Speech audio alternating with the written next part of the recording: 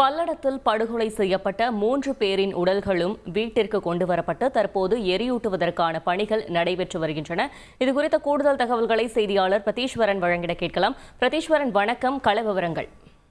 வணக்கம். திருப்பூர் மாவட்டம் பல்லடம் அருகே சேமலைக்கவுண்டம்பாளையம் என்ற கிராமத்தில் வசித்து வந்த தெய்வ சிகாமணி, அலமேலு ஆகிய தம்பதியினரின் மகன் செந்தில்குமார் ஆகிய மூவரும் நேற்று இரவு மர்ம நபர்களால் கொடூரமான முறையில் கொலை செய்யப்பட்டனர். இந்நிலையில் அங்கு போலீசார் பல்லடம் காவல் துணை கண்காணிப்பாளர் சுரேஷ், சேலம் சரக டிஐஜி உமா, கோவை மேற்கு மண்டல ஐஜி செந்தில்குமார் ஆகியோர் சம்பவ இடத்தில் தீவிரமான விசாரணை மேற்கொண்டு வந்த நிலையில 7 தனிப்படைகள் அமைக்கப்பட்டு கொலையாளிகளை தேடும் பணி தீவிரமாக நடைபெற்று வருகிறது. இந்நிலையில் உயிரிழந்த தெய்வ சிகாமணி, அலமேலு மற்றும் செந்தில்குமார் ஆகியோரின் உடல்கள் உடற்கூறு ஆய்வுக்காக திருப்பூர் அரசு மருத்துவமனைக்கு அனுப்பி வைக்கப்பட்டது. இந்நிலையில திருப்பூர் அரசு மருத்துவமனையில 3 பேரின் உடல்களும் உடற்கூறு ஆய்வு செய்யப்பட்ட பின்பு அங்கிருந்து ஆம்புலன்ஸ் மூலமாக அவர்களது உடல்கள் அவர்களது சொந்த வீட்டுக்கு கொண்டு வரப்பட்டது. அவர்களின் உடல்கள் கொண்டு வரப்பட்ட பின்பு அங்கு அவர்களுக்கு செய்ய வேண்டிய சடங்குகள் செய்யப்பட்டு அங்கிருந்து சேமலக்கவுண்டம்பாளையத்தில் அமைந்துள்ள தகனமேடைக்கு எரியூட்டும் பணிக்காக அங்கு ஆம்புலன்ஸ் மூலமாக உறவினர்கள் 3 பேரின் உடல்களையும் ஊர்வலமாக கொண்டு சென்றுள்ளனர். தெய்வ சிகாமணி, அலமேலு மற்றும் செந்தில்குமார் ஆகியோரின் உறவினர்கள் மற்றும் நண்பர்கள் கண்ணீரோடு ஆம்புலன்ஸ் வாகனத்தின் முன்னும் பின்னுமாக ஊர்வலமாக அவர்கள் உடல்களை கொண்டு செல்கின்றனர். மேலும் சேமலக்கவுண்டம்பாளையத்தில் உள்ள எரியூட்டும் மையத்தில் அவர்களது உடல்கள் தகனம் செய்யப்பட உள்ளது. தகவல்களுக்கு நன்றி பிரதீஸ்வரன்.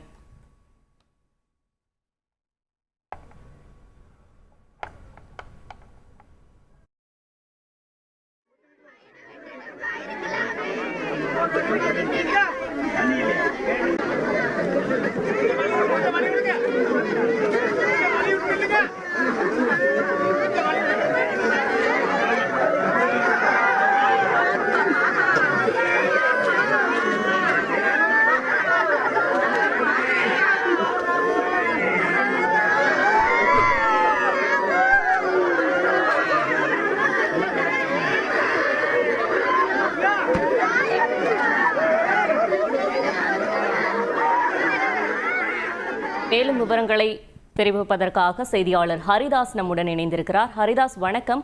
அங்குள்ள கள நிலவரம் எப்படி இருக்கிறது? முழு விவரங்கள். பல்லடம் பகுதியில இன்று ஒரே குடும்பத்தைச் சேர்ந்த 3 பேர் அடித்து படுகொலை செய்யப்பட்டிருந்தனர். இந்த நிலையில் அவர்களது உடல்கள் உடற்கூறாய்வு முடிந்து அவர்களுடைய இல்லத்திற்கு கொண்டு வரப்பட்டது. அவருடைய இல்லத்தில் அவர்களுக்கு இறுதிச் சடங்குகள் செய்யப்பட்டது. அவரது 3 பேரது உடல்களும் கொண்டு வரப்பட்டதன் உறவினர்கள் மற்றும் அந்த செந்தில்குமாரின் மனைவி ஆகியோர் ஆழ்ந்த சோகத்தில் இருந்து அழுது தங்களுடைய இதை வெளிப்படுத்தினர். இந்த நிலையில அங்க குடும்பத்தில் இருந்த உற்றார் உறவினர்கள் அனைவரும் சூழ அவர்களோட உடலுக்கு இறுதிச் சடங்குகள் நடத்தப்பட்டது. அதனைத் தொடர்ந்து தற்போது அந்த 3 பேரது உடல்களும் அதே பகுதியில் உள்ள ஒரு இடுகாட்டிற்கு கொண்டு வரப்பட்டுள்ளது. வரிசையாக அடுத்தடுத்து 3 பேர் உடல்களும் ஒரே இடத்தில் எரித்து தகனம் செய்யப்பட உள்ளது. அதற்கான பணிகள் நடைபெற்று வருகிறது. ஒரே குடும்பத்தைச் சேர்ந்த 3 பேர் படுகொலை செய்யப்பட்ட சம்பவத்தை தொடர்ந்து தற்போது அவர்களுடைய உடல் எரியூட்டப்பட உள்ள இடத்தை சுற்றிலும் சுமார் 100க்கும் மேற்பட்ட போலீசார் பாதுகாப்பு பணியில் ஈடுபடுத்தப்பட்டுள்ளனர். மேலும் இந்த சம்பவம் இந்த பகுதியில் பெரும் சோகத்தை ஏற்படுத்தியது. இன்னும் சற்று நேரத்தில் அந்த 3 பேரது உடல்களும் எரித்து தகனம் செய்யப்பட உள்ளது.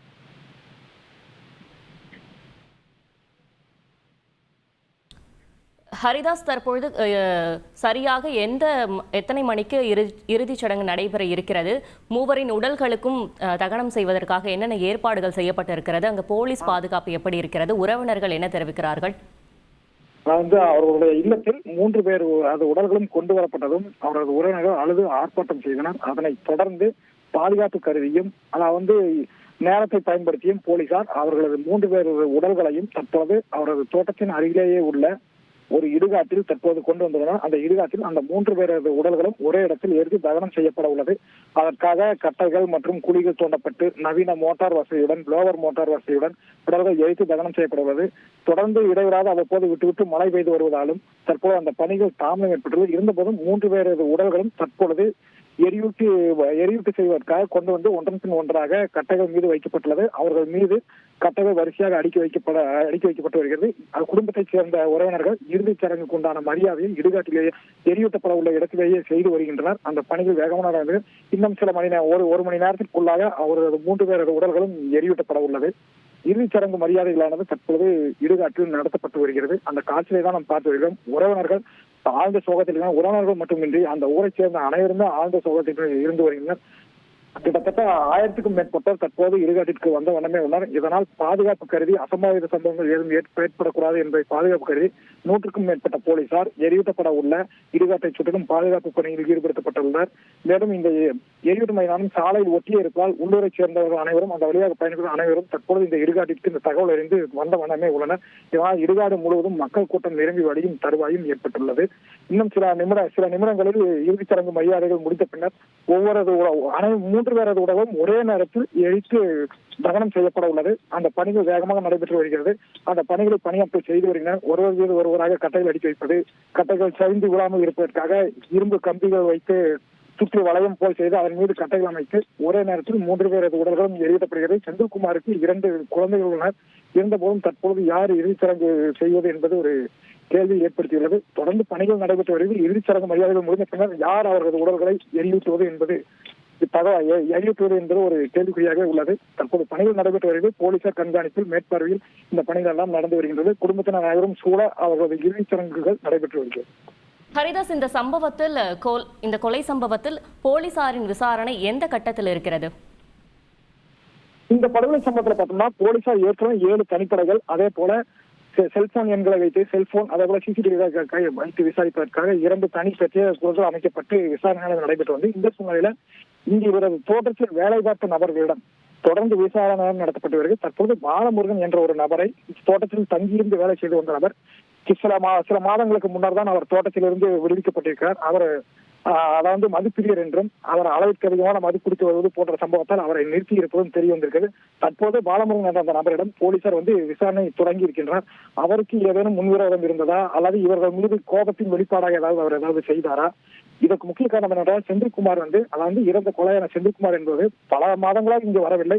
நேற்று இரவு தான் இங்கு வந்திருக்கிறார். அப்பொழுது எப்படி இந்த கொலை நடந்தது, வேறு ஏதேனும் கூட்டுச்சதி இருக்கிறதா என்ற கோணத்தில் எல்லாம் விசாரணை தொடங்கினர். இது குறித்து போலீசார்களிடம் கேட்டபோது போலீசார் முக்கிய தகவல்கள் தற்போது பாலமுருகனிடம் விசாரணை நடத்தி வருகிறோம். அதே போல கிடைக்கப்பட்ட சிசிடிவி காட்சிகள், அதே போல அவருடைய தொலைபேசி எண்ணில் தொடர்பு கொண்ட நபர்கள் எல்லாம் வைத்து விசாரணையை நடத்தி வருகின்றோம். ஏறக்குறைய ஒரு சில தினங்களுக்குள்ளாகவே நாங்கள் குற்றவாளிகளை கைது செய்து விடுவோம். அதற்குண்டான பணிகளும் நடைபெற்று வருகிறது. அண்டை மாவட்டங்களுக்கு சென்றுள்ளா என்பது குறித்தும் போலீசார் விசாரணை தொடங்கினர். இன்னும் சற்று நிமிடத்தில் இது சம்பந்தமான அறிக்கையும் போலீசார் வெளியிடக்கூடும். தகனம் முடிந்த பின்னர் போலீசார் அவர்களது அறிக்கையை வெளியிட உள்ளனர். அதுக்குண்டான பணிகளை. விரிவான தகவல்களுக்கு நன்றி ஹரிதாஸ். செய்திகளை உடனுக்குடன் தெரிந்து கொள்ள உடனே சப்ஸ்கிரைப் பண்ணுங்க.